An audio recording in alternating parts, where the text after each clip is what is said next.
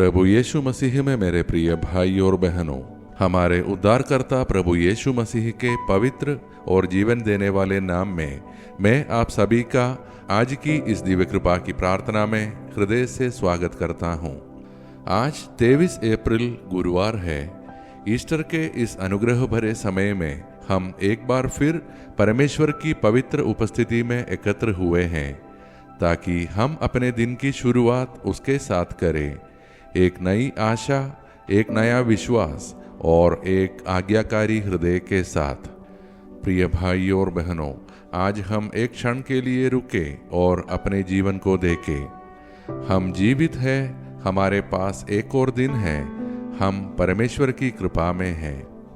बहुत लोग आज भी संघर्ष में हैं, बहुत लोग अपने विश्वास के कारण कठिनाइयों का सामना कर रहे हैं, लेकिन आज का दिन हमें यह याद दिलाता है, परमेश्वर हमें अकेला नहीं छोड़ता। वह हमारा मार्गदर्शन करता है और हमें सही समय पर सही जगह भेजता है। इसलिए आइए हम अपने दिल को खोलें और परमेश्वर के वचन को ध्यानपूर्वक सुनें। आज का हमारा मनन का वचन प्रेरित चरित से लिया गया है, अध्याय 8 पद संख्या 26 से 40। एक स्वर्गदूत ने फिलिपुस से कहा, उठ और दक्षिण की ओर उस मार्ग पर जा। फिलिपुस उठा और चल पड़ा।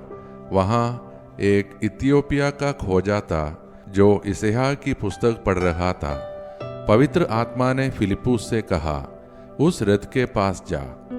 फिलिपुस ने उसे समझाया और उसे यीशु के बारे में बताया। उस व्यक्ति ने विश्वास किया और वही बपतिस्मा लिया और वह आनंद के साथ अपने मार्ग पर चला गया। प्रिय भाइयों और बहनों, आज का यह वचन हमें एक बहुत सुंदर और गहरी सच्चाई सिखाता है। परमेश्वर हर व्यक्ति तक पहुंचना चाहता है। वह फिलिपुस को एक विशेष स्थान पर भेजता है। क्योंकि वहां एक आत्मा थी जो सत्य की खोज कर रही थी।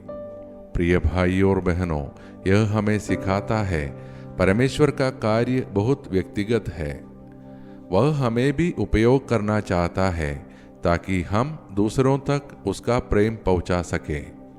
लेकिन एक महत्वपूर्ण बात, फिलिपुस ने तुरंत आज्ञा मानी। उसने सवाल नहीं किया, उसने देरी नहीं की, उसने चलना शुरू किया और परिणाम क्या हुआ? एक जीवन बदल गया, एक आत्मा को उद्धार मिला। प्रिय भाइयों और बहनों, आज हमारे जीवन में भी ऐसा होता है। परमेश्वर हमें बुलाता है, हमें किसी की मदद करने के लिए कहता है, हमें सच्चाई साझा करने के लिए प्रेरित करता है। लेकिन कई बार हम डर जाते हैं, समाज के डर से, लोगों के विचारों से, विरोध के कारण।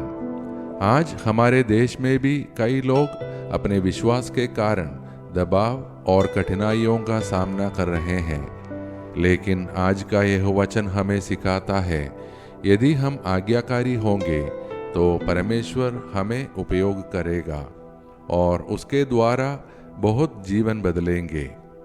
ईस्टर का जीवन यही है, सुनना, मानना और आगे बढ़ना। प्रिय भाइयों और बहनों, आज आइए हम अपने दिलों को प्रभु के सामने रखें। जहां हम उसकी आवाज को अनसुना करते हैं, जहां हम डर के कारण पीछे हटते हैं, आइए हम प्रभु से कहें, हे प्रभु, मुझे आज्ञाकारी बना, और मिलकर प्रार्थना करें। हे सर्वशक्तिमान परमेश्वर, जैसे ही हम इस नए दिन की शुरुआत करते हैं, हम तेरा धन्यवाद करते हैं जीवन के इस अनमोल उपहार के लिए। हे प्रभु, आज हम तेरे सामने एक विनम्र हृदय के साथ आते हैं। हमें यह अनुग्रह दे कि हम तेरी आवाज को सुन सके और तुरंत आज्ञा मान सके। जहां हम डरते हैं, हमें साहस दे। जहां हम संदेह करते हैं, हमें विश्वास दे। हे प्रभु, हम उन सभी लोगों के लिए प्रार्थना करते हैं जो अपने विश्वास के कारण कठिनाइयों और विरोध का सामना कर रहे हैं। उन्हें शक्ति दे, उन्हें सुरक्षा दे, उन्हें अडिग विश्वास दे। हे प्रभु, हमें भी ऐसा साहस दे कि हम कभी अपने विश्वास से पीछा न हटे। हे प्रभु, हमें अपने प्रेम का वाहक बना ताकि हम दूसरों के जीवन में प्रकाश ला सकें। हे प्रभु, हम अपने परिवारों को तेरे हाथों में सौंपते हैं। हर घर को अपने प्रेम, शांति और आनंद से भर दे। हमें एक दूसरे के साथ प्रेम और एकता में रहने की कृपा दे। हे प्रभु, आज हम विशेष रूप से अपने बच्चों के लिए प्रार्थना करते हैं। हे प्रभु, हमारे बच्चों को अपने पवित्र हाथों में सुरक्षित रख। उनके हर कदम की रक्षा कर। जब वे घर से बाहर जाए तू उनके साथ चल। जब वे पढ़ाई करें उन्हें ज्ञान, समझ और एकाग्रता दे। हे प्रभु, उन्हें हर बुराई, हर गलत संगति और हर प्रलोभन से बचा। उनके दिल को कोमल और शुद्ध बना और सच्चाई में चलने की कृपा दे। हे प्रभु, जो बच्चे डर में हैं उन्हें साहस दे। जो बच्चे निराश हैं उन्हें आशा दे। जो बच्चे भटक गए हैं उन्हें वापस अपने मार्ग पर ला। हे प्रभु, हर बच्चे को अपने उद्देश्य के अनुसार उपयोग कर और उनके जीवन को आशीष का स्रोत बना। हे प्रभु, हम उन माता पिताओं के लिए प्रार्थना करते हैं जो अपने बच्चों के लिए चिंतित है। उनके दिल को शांति दे, उनके विश्वास को मजबूत कर। हे प्रभु, हम उन सभी के लिए प्रार्थना करते हैं जो आज जन्मदिन और विवाह वर्षगांठ मना रहे हैं।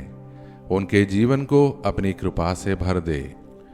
हे प्रभु, हम उन लोगों के लिए प्रार्थना करते हैं जो दुख, पीड़ा और संघर्ष में हैं। उन्हें अपनी उपस्थिति का अनुभव करा। हे प्रभु, हम बीमारों के लिए प्रार्थना करते हैं। जो शरीर से बीमार है उन्हें चंगा कर। जो मन से परेशान है उन्हें शांति दे।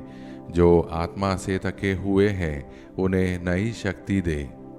हे प्रभु, अपने पवित्र नाम में उन्हें पूर्ण चंगाई प्रदान कर। हे प्रभु, हमें हर दुर्घटना, हर बीमारी और हर बुराई से बचा और हमें अचानक और असामयिक मृत्यु से सुरक्षित रख। हे प्रभु, हम अपने देश और पूरे विश्व के शासकों, अधिकारियों और नेताओं को तेरे हाथों में सौंपते हैं। उन्हें बुद्धि और समझ दे ताकि वे न्याय और सत्य के मार्ग पर चले। जहाँ युद्ध है वहाँ शांति ला। जहाँ घृणा है वहाँ प्रेम ला। जहाँ विभाजन है वहाँ एकता ला। हे प्रभु, पूरे विश्व में शांति और भाईचारा स्थापित कर और सबसे बढ़कर हमें ऐसा हृदय दे जो तेरी आवाज को सुने। हमें ऐसा साहस दे जो तुरंत आज्ञा माने। हमें ऐसा जीवन दे जो दूसरों के लिए आशीष बने, ताकि हम सच में तेरे सच्चे सेवक बन सके। ये सारे प्रार्थनाएं और हमारे मन के अन्य प्रार्थनाएं हम समर्पित करते हैं हमारे प्रभु यीशु मसीह के नाम पर।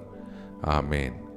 मेरे प्रिय भाइयों और बहनों, आज याद रखें, जब हम परमेश्वर की आवाज़ सुनते हैं और उसका पालन करते हैं तब चमत्कार होते हैं, जीवन बदलते हैं और आनंद भर जाता है। यदि आज की यह मनन और प्रार्थना आपके हृदय को छू गई हो तो कृपया इसे अपने परिवार व मित्रों के साथ साझा करें, ताकि वे लोग भी इस आशीष को अपने जीवन में पा सकें। हम सब कल की दिव्य कृपा की प्रार्थना में फिर एक साथ मिलेंगे। तब तक हमारा प्रभु परमेश्वर हमारी रक्षा करे और हमें सुरक्षित रखे। धन्यवाद के साथ स्तुति का